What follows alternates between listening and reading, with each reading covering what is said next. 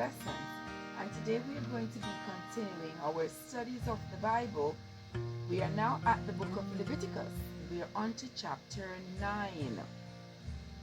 But before we get into it, if it is your first time here, a very special welcome to you. And if you are a returning traveler, I want to say thank you for your continued support. Leviticus chapter 9. And it came to pass on the 8th day that Moses called Aaron and his sons and the elders of Israel. And he said unto Aaron, Take thee a young calf for a sin offering, and a ram for a burnt offering, without blemish, and offer them before the Lord. And unto the children of Israel thou shalt speak, saying, Take ye a kid of the goats for a sin offering, and a calf and a lamb, both of the year old, without blemish, for a burnt offering. Also a bullock and a ram for a peace offering, to sacrifice before the Lord, and a meat offering mingled with oil. For today the Lord will appear unto you. And they brought that which Moses commanded before the tabernacle of the congregation. And all the congregation drew near and stood before the Lord. And Moses said, This is the thing which the Lord commanded that ye should do, and the glory of the Lord shall appear unto you. And Moses said unto Aaron, Go unto the altar, and offer thy sin offering, and thy burnt offering, and make an atonement for thyself, and for the people, and offer the offering of the people, and make an atonement for them, as the Lord commanded. Aaron therefore went unto the altar, and slew the calf of the sin offering, which was for himself. And the sons of Aaron brought the blood unto him, and he dipped his finger in the blood, and poured out the blood at the bottom of the altar. But the fat, and the kidneys, and the caul above the liver of the sin offering, he burnt upon the altar, as the Lord commanded Moses. And the flesh and the hide he burnt with fire without the camp. And he slew the burnt offering, and Aaron's sons presented unto him the blood, which he sprinkled round about upon the altar. And they presented the burnt offering unto him, with the pieces thereof, and the head, and he burnt them upon the altar. And he did wash the inwards and the legs, and burnt them upon the burnt offering on the altar. And he brought the people's offering, and took the goat, which was the sin offering for the people, and slew it, and offered it for sin, as the first. And he brought the burnt offering, and offered it according to the manner. And he brought the meat offering, and took a handful thereof, and burnt it upon the altar, beside the burnt sacrifice of the morning. He slew also the bullocks, and the ram for a sacrifice of peace offerings, which was for the people. And Aaron's sons presented unto him the blood, which he sprinkled upon the altar round about. And the fat of the bullock, of the ram, the rump, and that which covereth the inwards, and the kidneys, and the caul above the liver, and they put the fat upon the breast, and he burnt the fat upon the altar. And the breast and the right shoulder Aaron waved for a wave offering before the Lord, as Moses commanded. And Aaron lifted up his hand towards the people, and blessed them, and came down from offering of the sin offering, and the burnt offering, and peace offerings. And Moses and Aaron went into the tabernacle of the congregation, and came out, and blessed the people. And the glory of the Lord appeared unto all the people. 24 and last. And there came a fire out from before the Lord, and consumed upon the altar the burnt offering and the fat, which when all the people saw, they shouted and fell on their faces. That's the end of Leviticus chapter 9. In Leviticus chapter 9 that we just read, there was quite a bit of offerings being offered, as we have seen in the last few chapters: the peace offering, the burnt offering, the wave offering, and all of that. And they're using bullocks and rams, young animals that are just about a year old, without blemishes, without spots, those that are not sick. So those are the healthiest animals that they're using for the sacrifices for Aaron, his sons, and for the people of Israel. Let's move on to chapter 10. And Nadab and Abihu, the sons of Aaron, took either of them his censer, and put fire therein, and put incense thereon, and offered strange fire before the Lord, which he commanded them not. And there went out fire from the Lord, and devoured them, and they died before the Lord. Then Moses said unto Aaron, This is it that the Lord spake, saying, I will be sanctified in them that come nigh me, and before all the people I will be glorified. And Aaron held his peace. And Moses called Mishael and Isaphan, the sons of Uzziel, the uncle of Aaron, and said unto them, Come near, carry your brethren from before the sanctuary out of the camp. So they went near, and carried them in their coats out of the camp, as Moses had said. And Moses said unto Aaron, and unto Eleazar, and unto Ithamar, his sons, Uncover not your hands, neither rend your clothes, lest ye die, and lest wrath come upon all the people.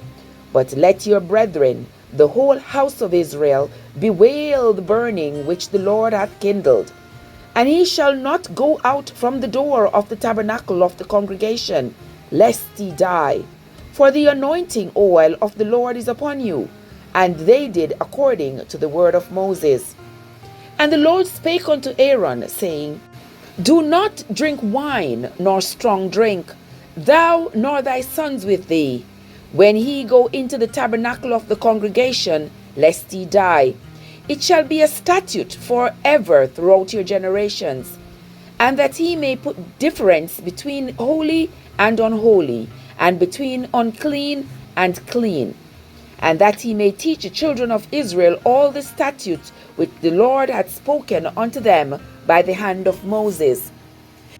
And Moses spake unto Aaron, and unto Eleazar, and unto Ithamar, his sons that were left, Take the meat offering that remaineth of the offerings of the Lord made by fire, and eat it without leaven beside the altar, for it is most holy. And he shall eat it in the holy place, because it is thy due, and thy son's due, of the sacrifices of the Lord made by fire, for so I am commanded. And the wave breast and heave shoulder shall he eat in a clean place, thou and thy sons, and thy daughters with thee, for they be thy due, and thy sons' due, which are given out of the sacrifices of peace offerings of the children of Israel. The heave shoulder and the wave breast shall they bring with the offerings made by fire of the fat, to wave it for a wave offering before the Lord. And it shall be thine, and thine sons with thee, by a statute forever, as the Lord hath commanded. And Moses diligently sought the goat of the sin offering, and behold, it was burnt, and he was angry with Eleazar and Ithamar, the sons of Aaron, which were left alive, saying, Wherefore have ye not eaten the sin offering in the holy place, seeing it is most holy, and God hath given it to you to bear the iniquity of the congregation, to make atonement for them before the Lord? Behold, the blood of it was not brought in within the holy place. He shall indeed have eaten it in the holy place, as I commanded. And Aaron said unto Moses, Behold, this day have they offered their sin offering and their burnt offering before the Lord, and such things have befallen me. And if I have eaten the sin offering today, should it have been accepted in the sight of the Lord? 20 and last. And when Moses heard that, he was content. Now this is the end of chapter 10. What did we notice in chapter 10? In chapter 10, I noticed that Aaron's two sons, Nadab and Abihu, who were traveling with him all along. I thought there were only two sons, but we see here in chapter 10 of Leviticus and verse 2, it says, "And there went out fire from the Lord and devoured them, and they died before the Lord." That was Nadab and Abihu were destroyed by fire sent out from the Lord. What did they do to deserve that? Let's go back to verse 1 and see what it says. "And Nadab and Abihu, the sons of Aaron, took either of them his censer," and this censer is spelled Censer, "and put fire therein, and put incense thereon, and offered strange fire before the Lord, which he commanded them not." So they were being disobedient, and that was their punishment for the fire to consume them. But later on in chapter 10, there were two more sons of Aaron who came about, and they were Eleazar and Ithamar. We also see in here in chapter 10, there was still a lot of sacrificing going on. We are going to move on to chapter 11 and see what else is happening in the Bible. In chapter 10 here, they are talking about separating the holy from the unholy and separating the clean from the unclean. So we are going to continue reading in chapter 11 and see what other instructions Moses is being given from the Lord to determine what is holy, what is not, what is clean, and what is not. So let's move on to Leviticus chapter 11. "And the Lord spake unto Moses and to Aaron, saying unto them, Speak unto the children of Israel, saying, These are the beasts which ye shall eat among all the beasts that are on the earth. Whatsoever parteth the hoof, and is cloven-footed, and cheweth the cud among the beasts, that shall ye eat.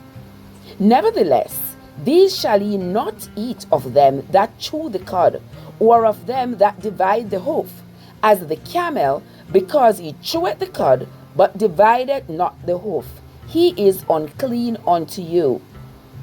And the coney, because he cheweth the cud, but divided not the hoof, he is unclean unto you. And the hare, because he cheweth the cud, but divided not the hoof, he is unclean unto you. And the swine, though he divided the hoof, and he cloven-footed, yet he cheweth not the cud, he is unclean unto you. Of their flesh shall ye not eat, and their carcass shall ye not touch, they are unclean to you. These shall ye eat of all that are in the waters, whatsoever hath fins and scales in the waters, in the seas and in the rivers, them shall ye eat. And all that have not fins and scales in the seas and in the rivers, of all that move in the waters, and of any living thing which is in the waters, they shall be an abomination unto you. They shall be even an abomination unto you. He shall not eat of their flesh, but he shall have their carcasses in abomination. Whatsoever hath no fins nor scales in the waters, that shall be an abomination unto you. And these are they which ye shall have in abomination among the fowls. They shall not be eaten, they are an abomination. The eagle, and the ossifrage, and the osprey, and the vulture, and the kite after his kind, every raven after his kind, and the owl, and the nighthawk, and the cuckoo, and the hawk after his kind, and the little owl, and the cormorant, and the great owl, and the swan, and the pelican, and the great eagle, and the stork, the heron after her kind, and the lapwing, and the bat. All fowls that creep, going upon all fours, shall be an abomination unto you. Yet these may ye eat of every flying creeping thing that goeth upon all four, which have legs above their feet, to leap withal upon the earth. Even these of them he may eat, the locust after his kind, and the ball locust after his kind, and the beetle after his kind, and the grasshopper after his kind, But all other flying creeping things which have 4 feet shall be an abomination unto you. So guys, I don't know about you all, but I didn't know that according to the Bible, it was okay to eat locusts and beetle and grasshoppers. I didn't know that. How come nobody told me that? Well, let's continue reading to see what else is new here. We are going to have some serious discoveries as we read on in the book of Leviticus. We are now on to verse 24. And for these ye shall be unclean. Whosoever toucheth the carcass of them shall be unclean until the evening. And whosoever beareth aught of the carcass of them shall wash his clothes and be unclean until the evening. The carcasses of every beast which divideth the hoof, and is not cloven-footed, nor cheweth the cud, are unclean unto you. Every one that toucheth them shall be unclean. And whatsoever goeth upon his paws among all manner of beasts that go on all four, those are unclean unto you. Whoso toucheth their carcass shall be unclean until the evening. And he that beareth the carcass of them shall wash his clothes, and be unclean until the evening. They are unclean unto you. So anything that has paws, cats and dogs and lions and tigers, those things have paws, so those are unclean unto you.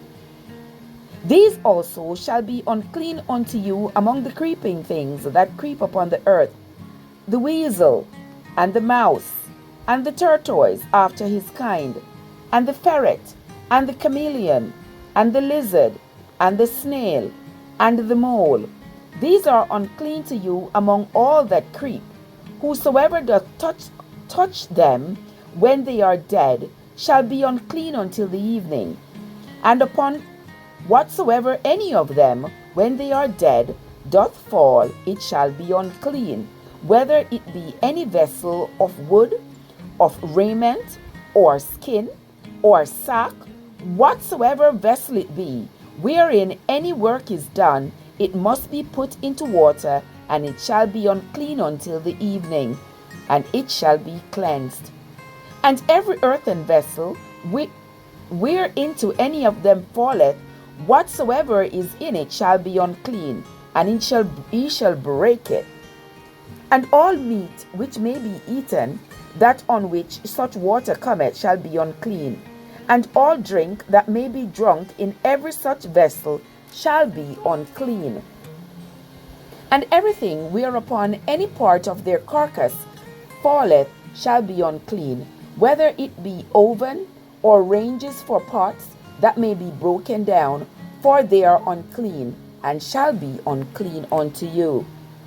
Nevertheless, a fountain or pit wherein there is plenty of water shall be clean, but that which toucheth their carcass shall be unclean. And if any part of their carcass shall fall upon any sowing seed which is to be sown, it shall be clean. But if any water be put upon the seed, and any part of their carcass shall fall thereon, it shall be unclean unto you. And if any beast of which he may eat die, he that toucheth the carcass thereof shall be unclean until the evening. We're on to verse 40. And he that eateth of the carcass of it shall wash his clothes, and be unclean until the evening. He also that beareth the carcass of it shall wash his clothes, and be unclean until the evening. And every creeping thing that creepeth upon the earth shall be an abomination, it shall not be eaten. Whatsoever goeth upon the belly, and whatsoever goeth upon all four, or whatsoever hath more feet among all creeping things that creep upon the earth, them he shall not eat, for they are an abomination. Ye shall not make themselves abominable with any creeping thing that creepeth, neither shall ye make yourselves unclean with them, that he shall be defiled thereby. For I am the Lord your God. He shall therefore sanctify yourselves, and ye shall be holy, for I am holy. Neither shall ye defile yourselves with any manner of creeping thing that creepeth upon the earth.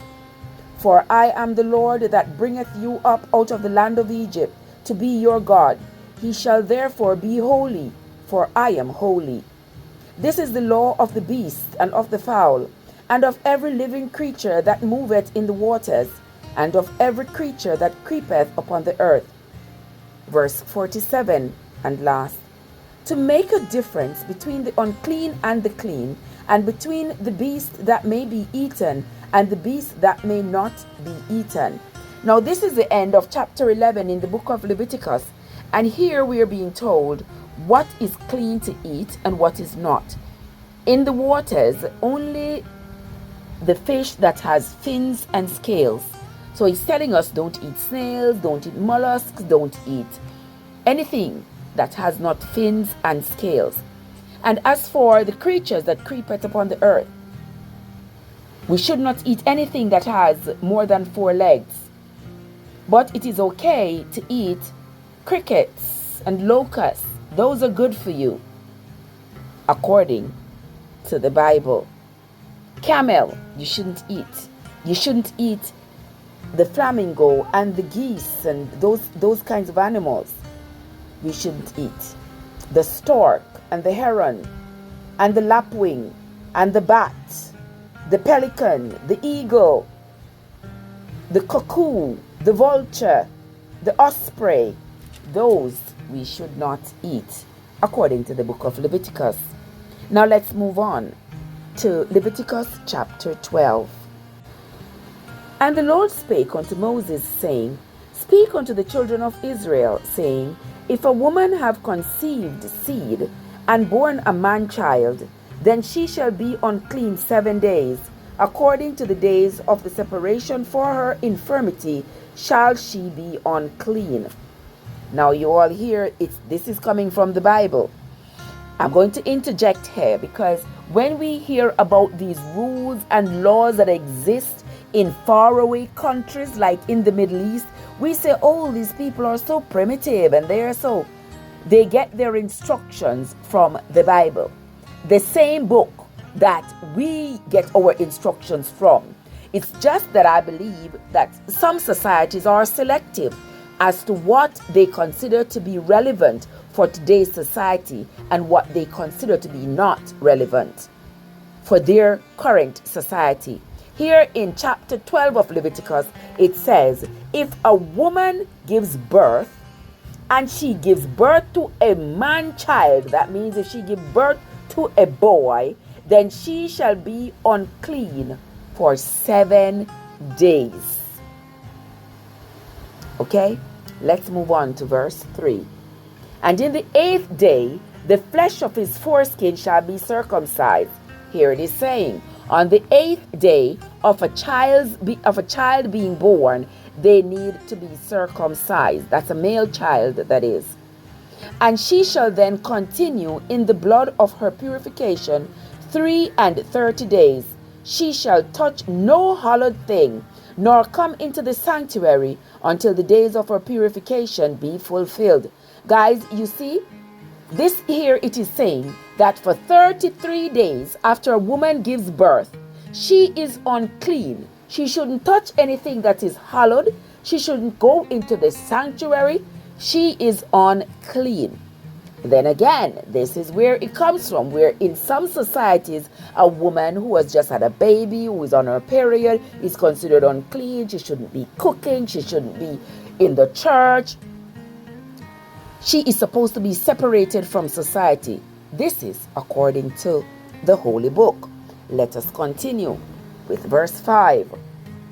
But if she bear a maid child, which means a girl child, then she shall be unclean 2 weeks. So if she bears a male child, if she has a boy child, she's unclean for 7 days. But if she bears a girl child, she is unclean for 2 weeks. That is 14 days, as in her separation. And she shall continue in the blood of her purification 66 days. Are you listening, guys? Are you listening? If she bears a boy child, she is unclean for 7 days, And for 33 days she cannot go into the sanctuary or touch anything hallowed. Compare that to if she has had a girl child. Then she's unclean for 2 weeks. And she shall not be purified until after 66 days. So it's been a long time that women have been getting a fight. Biblically, it's been a long time that women have been getting a fight. Let's move on to verse 6. And when the days of her purifying are fulfilled for a son or for a daughter, she shall bring a lamb of the first year for a burnt offering, and a young pigeon or a turtle dove for a sin offering unto the door of the tabernacle of the congregation unto the priest. I'm not sure why a woman should bring a burnt offering and a sin offering after they've given birth. Verse 7 says, who shall offer it before the Lord and make an atonement for her, and she shall be cleansed from the issue of her blood. That is the law for her that hath borne a male or a female child. So even after you have given birth, according to Leviticus, even after a woman has given birth, she has to offer an offering, a sin offering, and a burnt offering, so she can be cleansed. What has made her dirty? Giving birth? Having her period after giving birth to a child? Then now she's unclean. She must offer a burnt offering and a sin offering. There's a lot more I could say about that, but I'm going to reserve it and let us continue reading. Chapter 12 and verse 8. 8 is the last verse. And if she be not able to bring a lamb, then she shall bring 2 turtles or 2 young pigeons, one for the burnt offering and the other for a sin offering. And the priest shall make an atonement for her, and she shall be clean. This is the end of the 4 chapters that we're doing for this week. And we see here where women are being oppressed, have been, since the days of the Bible. Laws were being put in place to subdue women. A woman who has born a child should be elevated, should be praised, should be put up on a pedestal. But instead, she's being relegated to staying out of the public. She can't go into the church. She can't touch anything that is hallowed. That means anything that is holy.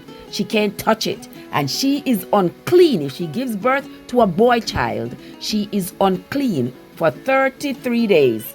But if she gives birth to a girl child, she's unclean for 66 days. And unless she brings a burnt offering and a sin offering for the priest to make an atonement for her, she remains unclean.